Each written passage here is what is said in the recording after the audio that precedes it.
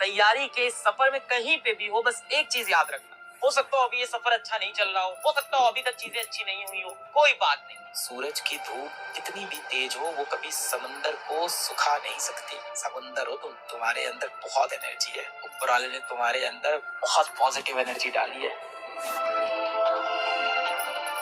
क्या इंस्टाग्राम दिन भर स्क्रॉल करना, यूट्यूब स्क्रॉल करना, दोस्तों के साथ घूमना, अपने समय को बर्बाद करते रहना, कोई मोबाइल गेम खेलना, किसी बेटिंग ऐप के चक्कर में फंस जाना, किसी तरह का नशा पदार्थ कर लेना, किसी ऐसे व्यक्ति के प्रेम में फंस जाना जो आपको महत्व नहीं देता और आप ही उसके पीछे भागे जा रहे हो, इतने भी इम्पोर्टेंट नहीं हो तो इस दुनिया में सबसे इम्पोर्टेंट इंसान कौन है? आप अच्छे इंसान हो, आप दिल से बुरे व्यक्ति बिल्कुल भी नहीं हो, आप बस फंस गए हो इधर उधर के माया जाल में। मिसाल के तौर पे सोच लो, मैं स्कूटी चला रहा हूँ, मैं स्कूटर चला रहा हूँ और मैं रास्ते में निकला, बहुत ट्रैफिक जाम, अगल बगल हर तरफ ट्रैफिक, पे हॉर्न बज रहा है, मैं परेशान हो गया, ऊपर से धूप आ रही है, मेरे पसीना निकल रहा है, मैं एकदम परेशान हूँ। अब मैं क्या करूँ? बगल से एक बड़ी सी गाड़ी आई, मुझे ठोकर मार के चली गई। अब मैं ऐसे अपना गाड़ी को खींचता हुआ जा रहा हूँ, क्या इसमें कहीं मेरी गलती थी? नहीं। अब मैं क्या करूँगा? अपनी गाड़ी बनवाऊंगा, वापस बैठूंगा और चल पड़ूंगा। अगली बार ऐसा रास्ता लूंगा जहाँ पे इतना ट्रैफिक ना हो। धूप लग रही है, अगली बार कैप पहन के चलूंगा। एक्सीडेंट हो रहा है, अगली बार अपनी नजर चौकन्ना रखूंगा, जैसे ही वो गाड़ी आएगी अपनी गाड़ी पीछे कर लूंगा। We have to learn from our mistakes. We don't have to regret over our mistakes. अरे किसी ने सिखाया ही नहीं यार सिचुएशन को हैंडल कैसे करना है। तुम्हारी गलती ही नहीं है, तुम मन से अच्छे इंसान हो, आप बहुत अच्छे व्यक्ति हो अपने मन से। आपको किसी ने ये बात सिखाई ही नहीं कि जब कठिनाई आएगी तो करना क्या है। सबने हमेशा आपको सिर्फ डांटा है, सही से पढ़ाई करो, टाइम पे पढ़ाई किया करो, सुबह जल्दी उठा करो, मोबाइल मत इस्तेमाल किया करो, संभल के जाना, क्यों नहीं दिया तुमने टेस्ट में तुम्हारे नंबर क्यों नहीं आ रहे हैं। किसी ने ये नहीं बोला कि नंबर नहीं आ रहे हैं, कोई बात नहीं, फिर से उठो, फिर से मेहनत करते हैं। कोई कारण होगा जिस वजह से नंबर नहीं आ रहे हैं, उस कारण पे काम करते हैं। जब आपको लोग पूरी तरफ से जलील करते हैं, डांटते रहते हैं, तो आपको भी लगता है यार ये कंट्रोल मैं छोड़ देता हूँ। फिर वो साइकिल जब भिड़ने वाली होती है तो हाथ पैर छोड़ के आप सोचते भिड़ ही जाते हैं यार, देखा जाएगा। सूरज की धूप कितनी भी तेज हो वो कभी समंदर को सुखा नहीं सकती।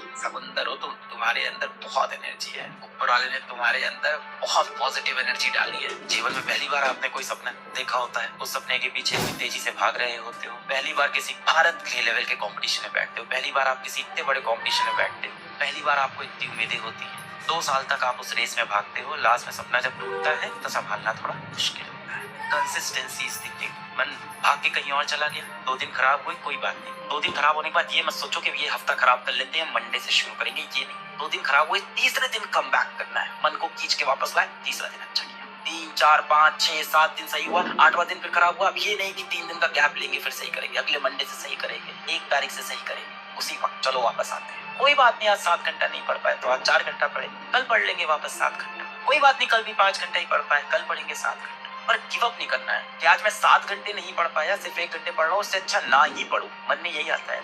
हमारा मन ऐसे ही शैतान है एकदम। हमारी इंद्रियां जो बनाई गई वो ऐसी बनाई गई जो हमें भटका दे। ये हमें ऊपर वाले ने ऐसे ही बनाया है कि इस पे कंट्रोल कर ले, अपने दिमाग पे कंट्रोल कर ले। जिसने अपने मन को जीत लिया उसने इस संसार को जीत लिया। सबसे ज्यादा यही लगता है ना कि आज 6 घंटे पढ़ाई नहीं हो पाई है, तो आपने सोचा था कि आज मैं दिन भर में किसी भी तरह से 6 आवर की स्टडी करूंगा, आज मैं 6 घंटे पढ़ूंगा। आपने अपना टाइम टेबल भी बना लिया, कैसे कैसे पढ़ूंगा, कि शाम को 4 से 5 में ये सब्जेक्ट पढ़ूंगा, 5 से 6:30 में ये सब्जेक्ट पढ़ूंगा, फिर मैं ब्रेक लूंगा, फिर 7 से 9 ये पढ़ूंगा, फिर उसके बाद 10 से 1 तक ये पढ़ूंगा। ऐसे आपने कुछ अपना प्लान बना लिया है, कुछ इस तरह का। ऐसा कुछ भी आपने इस तरह से अपना एक प्लान बना लिया। हुआ क्या? आप 4 से 5 नहीं पढ़ पाए किसी भी कारण से, 5 से 6:30 भी नहीं पढ़ पाए किसी कारण से। अब आप क्या करते हो? अब आप बोलते हो आज रहने देते हैं, कल से अच्छे से शुरू करेंगे। जीवन कभी भी परफेक्ट नहीं होने वाला, कभी भी जीवन परफेक्ट नहीं होने। तो अगर यहाँ तक चीजें बिगड़ गई है, कोई बात नहीं, जितना समय हाथ में है अब इसको अच्छे से इस्तेमाल करते हैं। बहुत आसान एग्जाम्पल से आप समझ जाओगे। मान लो आपका कल पेपर है, कल आपका एग्जाम है,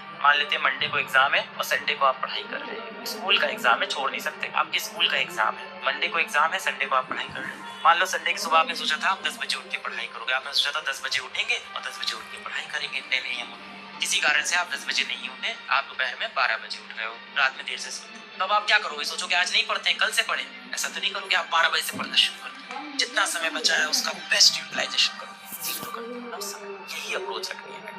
थोड़ा समय खराब हो गया तो उसको लेके अब रोना नहीं है। मैंने कितनी बार बोला है कि जो आपके अतीत में बीत गया है, जो आपके पास्ट में बीत गया है, उसको अब आप नहीं बदल सकते। उसके बारे में परेशान होने से कोई फर्क नहीं पड़ने वाला आपके आने वाले जीवन में। पर आपका भविष्य आपके हाथ में। अपने बीते हुए कल को आप कभी भी सुधार नहीं सकते। जो पल चला गया, जो वक्त चला गया, वो चला गया, अब वो सुधर नहीं सकता। पर आपका आने वाला कल आपके हमेशा हाथ में है, उसे आप सुधार सकते हैं। यदि तुमने अपना आने वाला कल सुधार लिया तो तुम्हारे बीते हुए कल में क्या हुआ था तुमसे कोई पूछने वाला नहीं है। इस जीवन में सबसे पेनफुल चीज क्या है? इस जीवन में सबसे दर्दनाक चीज बेटा ये नहीं है कि कोई लड़की आपको छोड़ के चली गई। इस जीवन की सबसे दर्दनाक चीज ये नहीं है कि आपके पास कोई महंगा फोन नहीं है। इस जीवन की सबसे दर्दनाक चीज ये नहीं है कि आप किसी एग्जाम में फेल हो गए। इस जीवन की सबसे दर्दनाक चीज है कि जब आप जवान हो, आपके हाथ पैर चल रहे हो और आपके माँ बाप आपकी वजह से रो रहे हैं, आपके माँ बाप की आंख में आंसू हो और उसका कारण आप। ये सबसे दर्दनाक चीज है। पर यही चीज कभी कभी खुशी देती है। अगर ये आंसू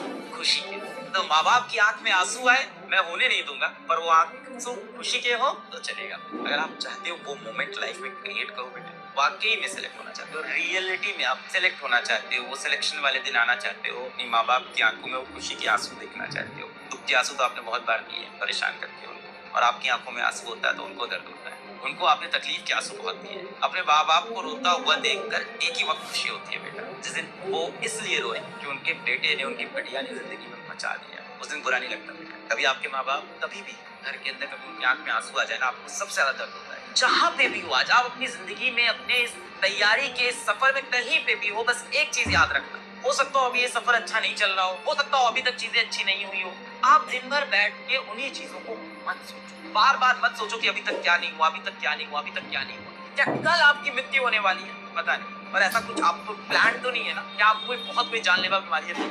आपके हाथ पैर चल रहे हैं, आपका दिमाग चल रहा है। क्या आपका एग्जाम कल है? नहीं है। क्या छूट गया? इसको मत देखो, क्या बचा है ये देखो। आप अभी इसी वक्त में बेटा take time t is equals to 0। आपके लिए ये प्रॉब्लम अभी शुरू हुई है। अपना time t is equals to 0। इस समय कोई बात नहीं। पिछली बार शंख बजा था, आप नहीं लड़ पाए थे, फिर से एक बार युद्ध का शंख आज बज चुका है। Set time t is equals to 0 अभी कर दे भाई, और दिल से, सच्चाई से, ईमानदारी से। जब ईमानदारी ना आए भाई, माँ बाप के बारे में सोचो, दिल में ईमानदारी अपने आप आ जाए, उनकी मासूमियत के बारे में सोचो, तेरे लिए कितना अच्छा सोच रही है, सोचो, इनोसेंस के बारे में सोचो। दूसरी चीज बेटा, आंधी आए, तूफान आए, बरसात हो जाए, बाढ़ आ जाए, आप जब एक दिन छोड़ रहे हो तो आप ये समझना आप कंपटीशन में कितना पीछे जा रहे हो, ये दिमाग में डालो। तीसरी चीज बेटा, टीपीपी नहीं की सिलेक्शन नहीं होगा। और चौथी आखिरी चीज, टेस्ट दिया तो सिलेक्शन कर। एक और चीज होती है बहुत इंपॉर्टेंट, बहुत ज्यादा इंपॉर्टेंट होती है, विच इज रिवीजन, जो कि आप में से कोई नहीं कर रहा हो।